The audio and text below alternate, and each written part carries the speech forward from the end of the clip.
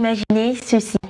Après une très longue et difficile journée de travail, vous rentrez chez vous et vous vous apprêtez à vous coucher. Soudain, votre voisin d'en haut décide de changer de place, de faire un peu de ménage dans son appartement, ou celui d'à côté se met à jouer de la musique avec le volume à fond. C'est frustrant, n'est-ce pas? Le compte, c'est que ce n'est pas la première fois que cela arrive et malgré vos tentatives pour en parler avec lui, rien ne change. Que faire? Très heureuse, chers téléspectateurs, de vous retrouver dans ce nouveau numéro de Mardi du Droit sur Pyramide TV, la télévision Sommet. Notre rendez-vous hebdomadaire qui met en lumière les acteurs, les métiers, les faits et situations qui façonnent le droit dans notre quotidien. Ce soir, nous allons parler de ces situations-là qui engendrent souvent des conflits dans notre entourage. Vous savez, les conflits de voisinage sont monnaie courante, mais à partir de quel moment un trouble devient-il anormal aux yeux de la loi? Quels sont vos droits et devoirs en tant que voisin et comment réagir face à ces situations? On en parle dans cette émission, bien évidemment, avec un invité que vous découvrirez dans un instant. Mardi du droit, c'est parti.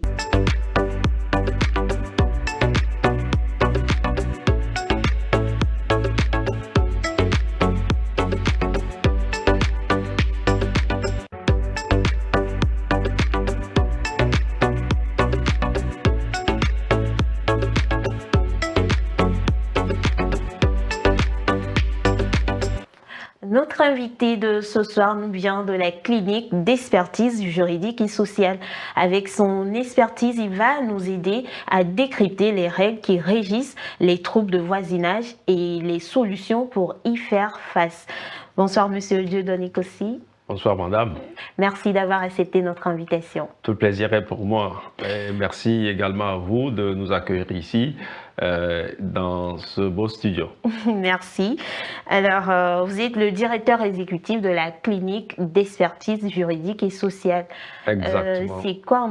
Est-ce que vous pouvez me parler un peu de la CEJUS? Merci beaucoup. La clinique d'expertise juridique et sociale, comme son nom l'indique, est une clinique juridique. Et donc, une association qui a une double vocation, une vocation pédagogique et une vocation sociale. La vocation pédagogique voudrait que, fidèles un peu aux cliniques juridiques, nous puissions aider en fait à la formation pratique en fait des étudiants par la liaison entre la théorie et la pratique. Et donc, de manière beaucoup plus en pratique, en réalité, l'étudiant qui commence en fait ses années d'études à la faculté de droit, au bout de 2-3 années d'études, va pouvoir solliciter ce qu'on appelle un stage clinique au sein de notre institution, de sorte en fait à pratiquer le droit dans sa réalité. Et donc, dans les cliniques juridiques, les étudiants travaillent en fait sur des faits réels. Et puis, bien entendu, font du service à la communauté, ce qui nous permet de remplir notre vocation sociale. D'accord. Merci. Alors, nous parlons des troubles qui engendrent souvent des conflits entre voisins. Déjà, c'est quoi un voisin? C'est qui un voisin en droit? En réalité, moi je vais peut-être partir en fait d'une définition plus ou moins simple du voisin, parce que lorsque vous vous retrouvez en communauté, bien entendu, vous partagez plus ou moins la vie quotidiennement avec un certain nombre de gens. Et donc, le voisin reste en fait une personne qui partage soit une habitation, qui réside dans la même communauté, dans le même village, que d'autres personnes. Que vous avez une maison qui est contiguë à celle et d'un autre, vous êtes son voisin. Et lorsque deux localités, en fait, se retrouvent plus ou moins contiguës et l'une à l'autre, ces localités-là sont voisines, ainsi de suite. D'accord.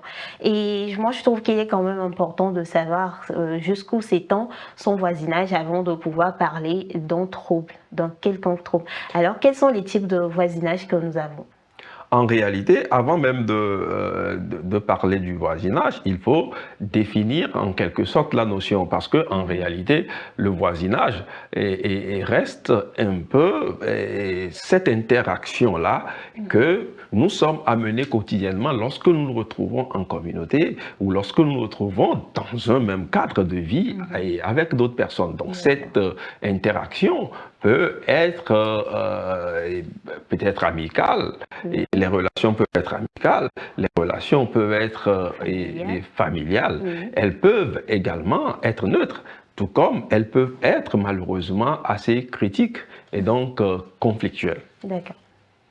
Alors là, quels sont les troubles anormaux de voisinage, puisque c'est le terme juridique qu'on utilise souvent pour désigner ces conflits de voisinage-là? Oui. Merci.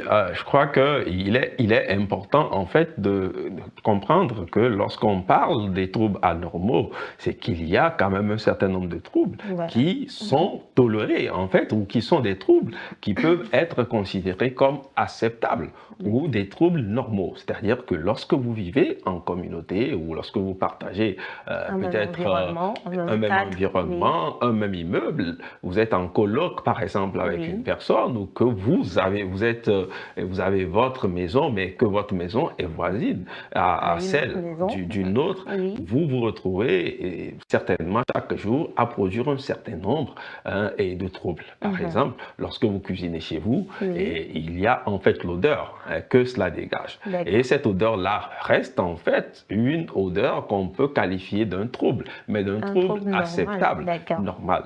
Lorsque vous faites le ménage, lorsque quotidiennement, par exemple, vous avez des animaux chez vous à la maison qui produisent un certain nombre de bruits, parfois, dans la limite du raisonnable, on considère tout ça là comme étant des troubles normaux. Donc, on va... Et maintenant, c'est à partir de quel moment ces troubles deviennent anormaux? En réalité, il y a un basculement à partir du moment où les troubles deviennent plus ou moins intolérables ou plus ou moins inacceptables. C'est-à-dire qu'il y a un seuil plus ou moins qui est franchi. C'est-à-dire vous vivez naturellement en communauté et il y a quand même un devoir de respect mutuel qui voudrait que, par exemple, à partir au-delà d'une certaine heure, lorsque vous vous retrouvez chez vous à la maison, que vous ne puissiez pas jouer la musique, par exemple, à tue-tête. Donc, lorsque vous jouez, par exemple, de la musique, chaque jour chez vous, peut-être le soir, après 22 heures, et avec un certain volume, on peut considérer cela comme étant un trouble anormal. Et donc, on peut multiplier les exemples, mais je pense que... Oui, on va en venir. Et que dit la loi sur le voisinage avant d'en arriver sur les troubles anormaux de voisinage? Que dit la loi? En réalité, je crois que de façon générale, il est important d'insister sur le fait que le voisinage en soi n'est pas un problème. Parce que naturellement, la loi fait en sorte que chacun d'entre nous, de par peut-être les délimitations, par exemple du cadastre, lorsque vous avez un terrain, vous avez votre plan et vous savez qu'il y a une sorte de mutualité. Vous avez des limites, avec le voisin. Donc, il est important, et à partir de ce moment, de comprendre que le voisinage reste quelque chose de tout à fait normal. Et donc, il n'y a pas plus ou moins de problème à être voisin ou à vivre en fait dans une même communauté. À partager un espace avec... Le problème se pose véritablement à partir du moment où des conflits ou des problèmes ou des comportements sont interprétés par l'autre comme étant je vais dire, des éléments qui lui sont nuisibles.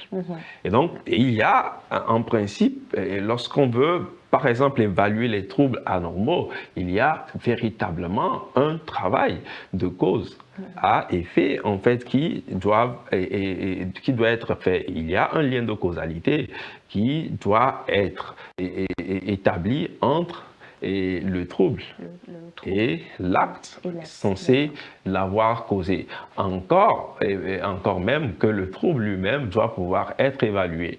Parce que tantôt je parlais du seuil et il faut s'assurer que véritablement le seuil acceptable est dépassé. Et ce n'est qu'à partir de ce moment-là qu'on peut commencer par parler du seuil déraisonnable et donc de troubles anormaux. D'accord. Quelles sont les règles qui régissent les troubles anormaux? C'est-à-dire quels sont les codes, dans quel code on peut trouver les articles, les tests qui parlent de ces troubles anormaux de voisinage? En réalité, lorsqu'on se retrouve, je vais dire de façon beaucoup plus pratique sur le terrain du droit, on va dire que les troubles anormaux de voisinage sont d'origine essentiellement prétorienne, c'est-à-dire que c'est véritablement le juge, hein, et lorsqu'on se situe dans le contexte français, c'est la Cour de cassation en France qui, dans les années 80, a donc dû rendre en fait une décision qui s'est imposée comme étant un principe, hein, et qui voudrait en réalité que nul ne devrait, dans la jouissance en fait de son droit et de propriété par exemple, causer en fait un trouble anormal à autrui. Et donc, je pense que c'est véritablement une invention, je vais le dire ainsi, du juge, qui progressivement s'est établi comme étant un principe et qui aujourd'hui a été plus ou moins codifié. Lorsque nous prenons en réalité le code civil, on peut par exemple aller rechercher les rapports ou les origines du trouble anormal de voisinage, par exemple, et peut-être dans les articles 1240, parce que lorsqu'on prend l'article 1240, il est clair que lorsque vous êtes auteur d'un fait qui cause en fait un dommage, tout fait qui cause dommage tout à fait autrui, quelconque, tout fait quelqu'un qui cause dommage à autrui oblige celui par la faute duquel il est arrivé à le réparer. Si j'ai bonne mémoire. Exactement. Donc c'est un peu ça. Il y a quand même une responsabilité civile qui impose véritablement que lorsque vous-même vous êtes auteur d'un fait ou les choses et que vous avez sous votre garde, par exemple, et cause en fait un dommage à autrui, que vous puissiez plus ou moins réparer le dommage. D'accord. Et comment se fait le constat des troubles anormaux de voisinage? Si par exemple je suis victime d'un trouble anormal de voisinage, quelles sont les démarches à suivre? En réalité, je crois que lorsque, de manière beaucoup plus simple et basique, lorsque vous pensez, vous estimez plus ou moins être victime d'un trouble anormal de voisinage, je crois que la première étape à franchir, et de mon point de vue, avant même d'aller au contentieux, c'est d'attirer l'attention de l'auteur du trouble. C'est-à-dire que vous avez un voisin qui a un certain nombre de comportements que vous jugez inacceptables. Vous attirez en réalité son attention. J'essaie de parler avec lui. Vous essayez de dialoguer, d'entrer plus ou moins en interaction avec lui, question de lui expliquer que son comportement vous cause préjudice. Et donc ça, c'est vraiment une logique, je vais dire, amiable, qui voudrait que le voisin puisse aussi comprendre et intérioriser le fait qu'il a ses droits, mais il a aussi des devoirs qui lui imposent en réalité de respecter et plus ou moins le voisin et tout l'entourage. D'accord. Et quels sont les types de voisinage que nous avons en droit? Oui, avant même de parler des types de voisinage, je voudrais... Non, pardon, des types de troubles anormaux de voisinage. Pardon. Voilà, les troubles anormaux de voisinage. Les types de troubles anormaux de voisinage, je pense que il y a plusieurs types de troubles. Les troubles peuvent être par exemple sonores, c'est-à-dire que lorsqu'il y a des bruits, lorsque vous êtes dans un quartier et il y a un bar qui joue par exemple de la musique chaque jour et à tue-tête, il y a des troubles plus ou moins sonores qui peuvent en découler. Les nuisances sonores. Les nuisances sonores. Et lorsque vous faites la fête chez vous tous les week-ends ou chaque soir, il est important, par exemple, de de faire observer que et cela peut constituer en fait un préjudice ou causer un préjudice en fait au voisinage. Le trouble il peut être aussi visuel, c'est-à-dire que lorsque par exemple vous construisez un mur qui a une hauteur vraiment déraisonnable et que vous empêchez par exemple le soleil, l'air, le vent d'arriver à la maison de votre voisin, vous lui causez par exemple un trouble visuel. Le trouble il peut être aussi olfactique parce que en réalité il y a quand même un certain nombre d'éléments qui, bien entendu, quotidiennement voudraient que vous puissiez respecter aussi bien le voisin, aussi bien l'entourage que vous avez quotidiennement autour de vous. D'accord. Et parlons de ces troubles-là. Quels sont les types de voisinage? Si je dis les types de voisinage, est-ce que, bon, par exemple, un chantier qui est un immeuble qui est en construction dans mon quartier, peut-être à quelques mètres de ma maison, est-ce que le bruit que les ouvriers font peut-être pendant la nuit sur ce chantier constitue un trouble anormal de voisinage? Oui, en réalité, il est important peut-être de revenir, insister sur le fait que la notion de voisinage ne s'entend pas dans une limite pas seulement une cohabitation géographique directe. C'est-à-dire que, en réalité, ce n'est pas forcément votre voisin direct. Mais lorsque vous vous retrouvez dans un écosystème donné, lorsque vous vous retrouvez dans un environnement et qu'il y a un certain nombre de comportements qui, plus ou moins, peuvent porter atteinte à votre tranquillité publique ou à votre tranquillité de vie, et je crois qu'il est important de pouvoir l'interpréter comme étant un trouble de voisinage. Donc, lorsque vous avez une usine, lorsque vous avez une industrie, lorsqu'il y a des travaux en fait à proximité qui causent préjudice, vous êtes vraiment en plein droit de vous plaindre. Et je pense qu'il est important peut-être que nous puissions revenir sur la question aussi des recours, parce que en réalité, c'est important que les auditeurs ou les téléspectateurs, puissent véritablement savoir le pas à suivre, ce qu'il faut faire lorsqu'on est victime ou lorsqu'on s'estime en fait victime d'un trouble anormal de voisinage. D'accord. Alors, quels sont les recours possibles? Oui, en fait, comme je le disais précédemment, la première démarche doit être en fait une démarche amiable. Et puis, lorsque la démarche amiable échoue, on peut peut-être tenter une médiation. Peut-être la médiation, lorsqu'on se retrouve peut-être dans le cadre d'une cohabitation, par exemple. Entre les locataires. Oui, on peut faire recours au syndic et à la personne qui gère, par exemple. Au propriétaire de la maison. Et pour faire une intervention, essayer de raisonner, dialoguer, faire une médiation. Et lorsque la médiation échoue, peut-être on peut faire un recours administratif, donc solliciter le maire, le préfet, les autorités administratives immédiates qui, bien entendu, vont naturellement prendre un certain nombre de mesures. Même les chefs de quartier. Les chefs de quartier, oui, pourquoi pas, ils vont faire de la médiation, mais lorsqu'on va parler de mesures administratives pures et dures, on va peut-être s'intéresser au maire, on va s'intéresser à un certain niveau, un niveau déconcentré peut-être au préfet, qui vont peut-être prendre des mesures ou des sanctions administratives, allant par exemple peut-être de saisine ou de rappel à l'ordre. Ou d'expulsion, c'est possible. D'expulsion ou d'imposition quand même d'un certain nombre d'amendes. D'accord. Alors, mettons quels sont les droits et devoirs d'un voisin?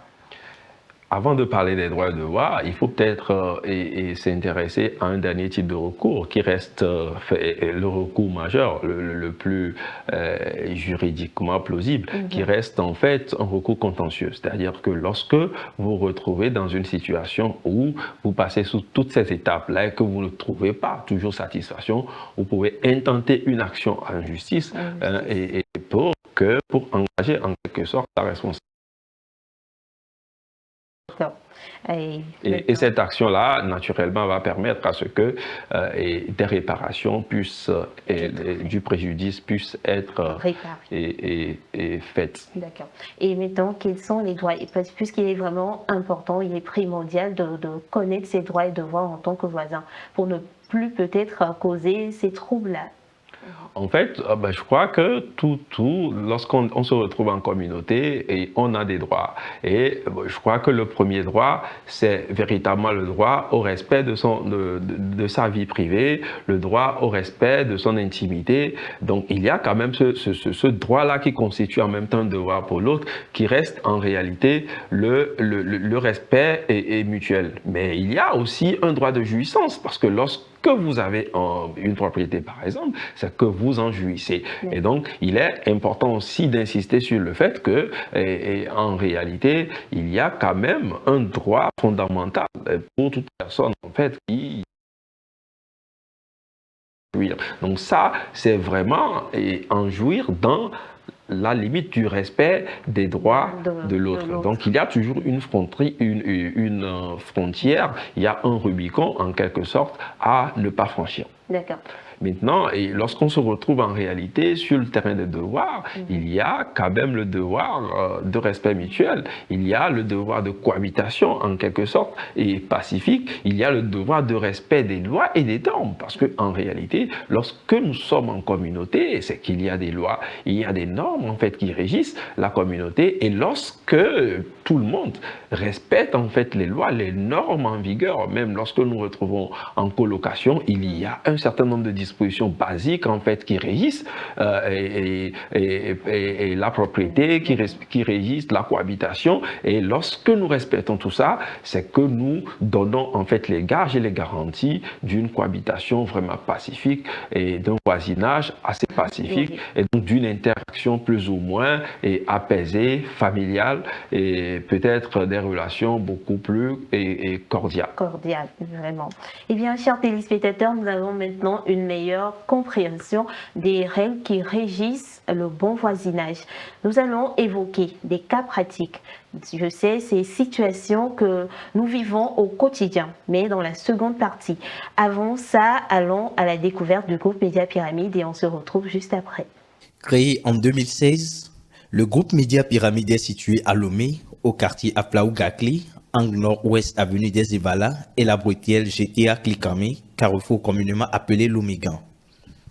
Pour son promoteur Wuna Kokouvi Germain, il était important de traduire dans la réalité une nouvelle façon de faire des médias au Togo et en Afrique pour combler les attentes de nombreuses populations en matière d'information, de formation, d'éducation, de culture, voire de distraction et de sensibilisation sur les sujets importants du moment.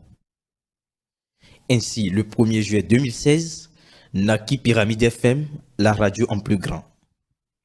Elle s'est rapidement imposée dans le paysage médiatique togolais par le professionnalisme, le respect de l'éthique et de la déontologie. Les nombreux prix et distinctions témoignent du travail remarquable de cette radio par les organisations, les institutions, aussi bien nationales qu'internationales. Aujourd'hui, le groupe Média Pyramide ajoute une nouvelle corde à son arc, la télévision, Pyramide TV, la télévision au sommet. Désormais, avec le groupe Média Pyramide, une campagne audiovisuelle de communication, de promotion de produits et services est possible. Comme quoi, faire d'une pierre deux coups est toujours meilleur. L'urgence d'une régulation avant la fête de Nouvel An.